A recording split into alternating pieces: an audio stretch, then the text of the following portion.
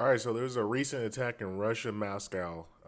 Apparently, there's a lot of people that died, and terrorist attacks. People came in and basically pulled like that Call of Duty final mission where they went in and just shot the airport up. And this is a very sad case because we're still trying to find out the motivation. So far, ISIS has come out and basically taken credit for the attack, which is kind of bizarre. Like I imagine more so ISIS kind of claimed that attack as like a way of basically keeping their influence and threatening power still relevant. But I believe there's a deeper human like philosophy thing that we should kind of observe from these attacks, because terrorist attacks are kind of normal. That is a part of human nature for some reason, where people get fed up and they decide to go against the state or go against a nation of people, and they do an attack to basically create fear and panic amongst the people to create compliance. But I try to understand the nature of it. See, like, I don't buy too much stock into the ISIS thing. I don't buy too much into the Islamic devotion. But what I find interesting is how we can get groups of human beings that are kind of disfranchised, or groups of beings that have like a philosophical or a doctrine in which they follow, and they're willing to either kill, suicide, or poison, or just do like horrendous attacks upon innocent people who had nothing to do with it.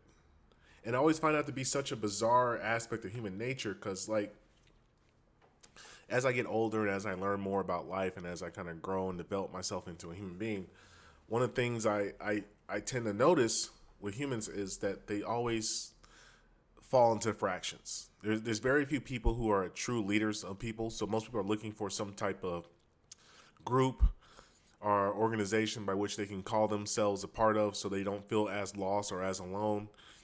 And people with devious minds typically will use those people as martyrs or as basic grenades to basically inflict harm upon other people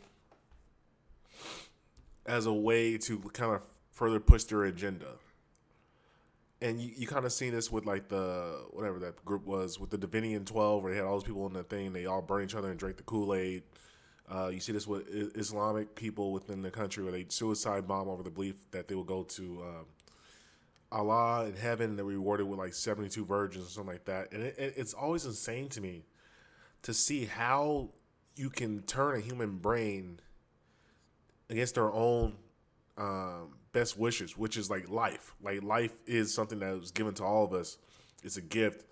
And for somebody to believe so deeply and be so committed to a organization that's basically telling stuff that can't really be proved. Like that's the crazy part about a lot. Like say this ISIS shit is real.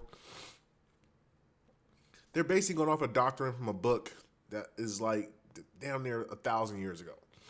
And we have no current way to prove that that book is true or correct or factual in any means or way.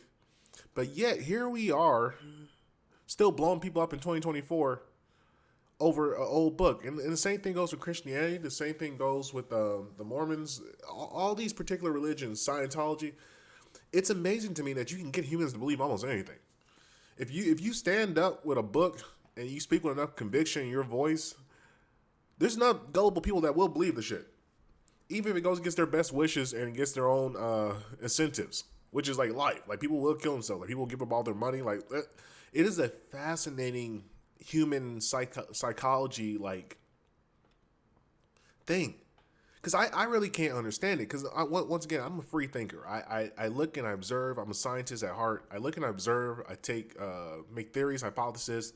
I watch how the hypotheses play out in real time. I try to figure out which variables are the independent, which is the control, which is the manipulative variable, and I try to make discoveries and inferences from the things I see in reality. And what I'm beginning to find is most people don't do that. That's actually very rare that you find human beings that actually choose to use their brain and to think. Most human beings don't think. Wow, I know, bizarre, right? Most human beings need to be led to what to do, how to do it, when to do it, and they don't need to be told why they're doing it. And that's a fascinating difference, like I find within just humanity. Because they really think about this. What would somebody have to tell you? You watching, looking in the camera, looking at me, talking. What would somebody have to tell you to get you to go pick up an AR or pick up an AK-47, whatever the hell, go into a building, shoot people you do not know, because you don't know any of these people. Just going out there and shoot these people knowing that you will either be killed or jailed for the rest of your life. Well, I don't know. There's almost nothing you could tell me to get me to do that besides like maybe somebody trying to break into my place. And even then, if I have to drop on them, I'm going to shoot them in the leg. I probably won't shoot to kill. I'll probably shoot just to stop, to just stop them. If anything, if I just got to thread the gun, especially if it's an unarmed person, hey, get down, get away. I'm calling the police on you. Sit down, wait. Let me get the police on you. Like I can't comprehend going into a place and killing innocent people because somebody else told me to go do it. Like, I just don't understand that. It's such a bizarre thought process. But that's something that happens to young people who get indoctrinated, who feel disenfranchised, and they get indoctrinated by some magnetic, charismatic leader. And this charismatic leader has, like, some type of thing that they use as, like, oh, this is what God is telling me, or this is what the universe is telling me. This is what something, a higher power is talking to me directly. And that higher power is talking to you and telling you to go kill a bunch of people and possibly die or be jailed for the rest of your life, because that is the will of some fucking sky daddy. And that's fucking crazy to me. I can't comprehend that level of insanity. And that's what humanity is, man. Humanity is a bunch of brutal, insanity-laced creatures. There's very few of us that have the commonality and the mind and the wherewithal to think for ourselves and behave in a manner that is useful and peaceful to the rest of us.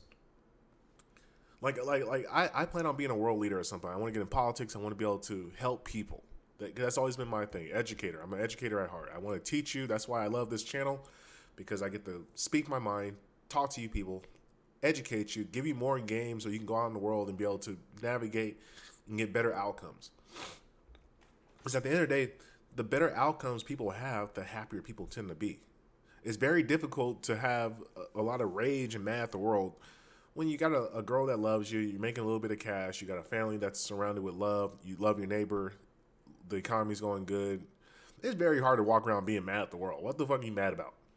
But a lot of people don't have that happiness or that love that they feel. A lot of people are disenfranchised. A lot of people are put in shit situations, and they have to do a lot of shit to get out of that shit situation. Sometimes those shit choices and actions they make end up causing them long-term damage and harm. And I want to try to get rid of that, so we don't have these type of attacks where people are going into a concert hall and shooting people. And for what? What was the gain? To cause fear and panic and disruption amongst the society? It's just insane. It's crazy to me. But hey, look, we live in a crazy time.